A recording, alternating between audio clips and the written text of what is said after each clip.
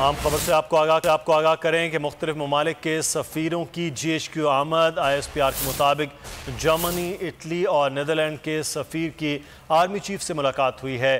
I S P R کے مطابق باہمی دلچسپی کے امور اور خطے کی سیکیورٹی کی صورتحال پر تبادلہ خیال کیا گیا۔ احمد منصور ہمارے نمائندے اس وقت ہمارے ساتھ موجود ہیں۔ احمد منصور، آگاہ کیجئے کہ اس ملاقات سے متعلق کیا تفصیلات ہیں؟ یورپ کے اہم ممالک جرمنی، اٹلی، ہالینڈ اور فرانس کے سفیروں نے جی ایچ کیو میں army chief general Qamar Javed Bajwa سے ملاقات کی ہے، جس میں افغانستان کی تازہ ترین صورتحال سمیت جو خطے کی سلامتی کی صورتحال ہے اس پر بات چیت ہوئی ہے۔ جو یورپی یونین کے ساتھ دو طرفہ تعاون میں اضافے سے متعلق امور ہیں ان پر بھی تبادلہ خیال ہوا ہے۔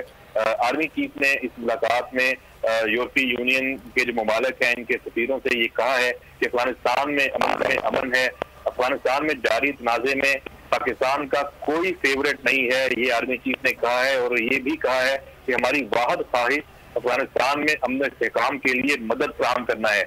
جنرل باجوہ نے یہ کہا ہے کہ پاکستان یورپی یونین ممالک کے ساتھ تعلقات کو اہمیت دیتا ہے اور ہم یورپی یونین ممالک کے ساتھ مختلف شعبوں میں مشترکہ مفادات پر مبنی تعلقات کا فروغ چاہتے ہیں۔